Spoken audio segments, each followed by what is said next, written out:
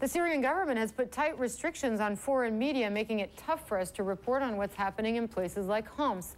But a young Syrian activist who goes by the name Dayem, for security reasons, has become, over the last several weeks, the voice and the eyes of the devastated city. This is one of the narrow streets in Baba Amr. They just hit us with mortar bombs and tank shells and rockets. You can see they've landed up there in the buildings. Well, Danny has been posting footage of the damage and the carnage on YouTube, but this week he was forced to flee. Nick Paton Walsh recently traveled to speak with Danny, and for Danny's safety, we're not revealing where the interview took place, but we can tell you he's since moved again from there. Listen now to this exclusive interview. If you had to describe a scene from Homs to somebody who's never been there that explains what you've been going through, what would you say? What they have to see is the children getting killed. See, not just the children, is to see when someone dies and the relative has got used to it. What he asked for, one of my friends, when his father got killed, that was 2 weeks ago, I hugged him and he cried a little bit. He kept going for like an hour and a half, going, coming. He was asking for a pen. So I caught him, I said, "Why do you want a pen?" He said, "Well, I want to write on my dad's body on the sheet, his name, so I don't lose him between the bodies." People are getting used to that kind of bodies in the street. What thought or what memory keeps you up at night? I've seen lots. You would not imagine, if I want to go on what I've been seeing, it will take me hours. What about the little kid we picked up? He's got no jaw left, and he's still alive. What about the kid that's lost his 2 legs, and he's still alive? What about the kid that's lost his arms? My friend who's got paralyzed now. My friend who's lost his arm, his left arm. My friend who's lost an eyeball. My friend who got hit by, this one got by a sniper, went in his mouth, went out here, lost all his teeth. These are all people scarred for life.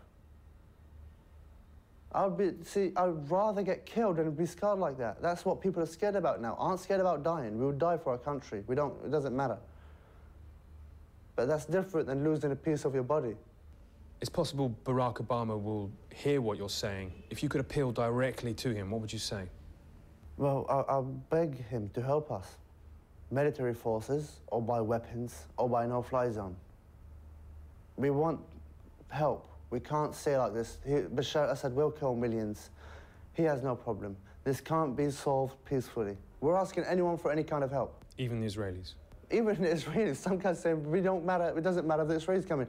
One of the guys said, I want Bashar Assad to move and Satan to sit in his place. It's much better. As this conflict drags on, perhaps for more months, is it possible that radicals could hijack your movement? Listen, this revolution is for the Syrian people. It's not for the Muslim, Arab Muslim brothers. It's not for anybody. This is for the Syrian people. Christians, Muslims, Sunnis. It's for everybody. Kurds. It's for everybody. This revolution is for the Syrian people. We started it. We will end it. People are saying it's an Islamic movement in Syria. It's all Muslims and Salafi and we've got Al-Qaeda and Taliban and... No, it isn't. It's all guys like me, 22, 18, 17-year-old people going out in demonstrations. How do you think history will judge the diplomacy of the past few months? For the last few months, it's a crime against humanity. Russia and China will be dealt with that. What they did, they've got Syrian blood on their hands. This is all their fault. Last time the UN did nothing, they gave the green light and the okay to Bashar Assad to kill more. It was the first time that he used rocket launchers after the UN. He felt safe. They gave him the okay. Why don't you think they want to intervene? What's stopping them? They think our blood's just like water. They want to trade our blood with something. Well, Nick Paton Walsh joins me now from CNN Beirut.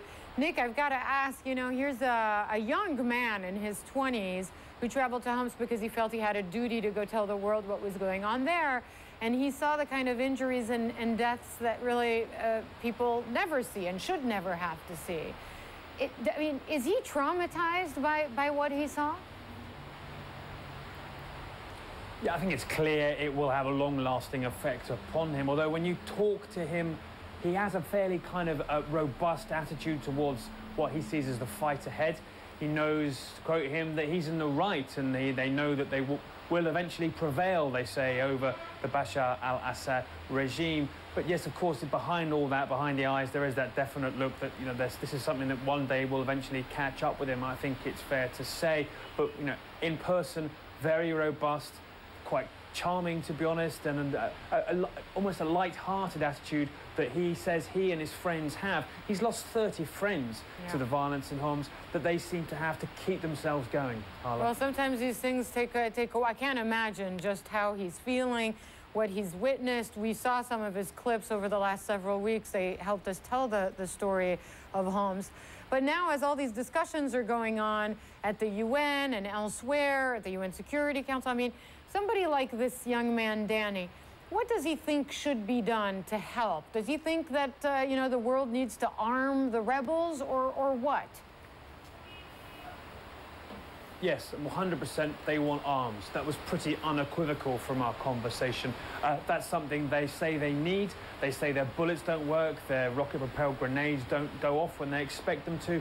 They say they need modern, better military weapons so they can take on this very well-equipped, very potent Russian armed military that they're facing on a daily basis. To them, it's quite clear there is no political solution to this conflict. It's a military one, and they feel that they have to have the right tools to go about that particular job, even suggesting that were the West, for example, to threaten a no-fly zone, that could result in mass defections from the Syrian military. But very much at this particular moment, I think Danny feels alone in terms of the fight they're trying to pursue against the Syrian army, Harla. Thanks, Nick. Paton Walsh, live in Beirut.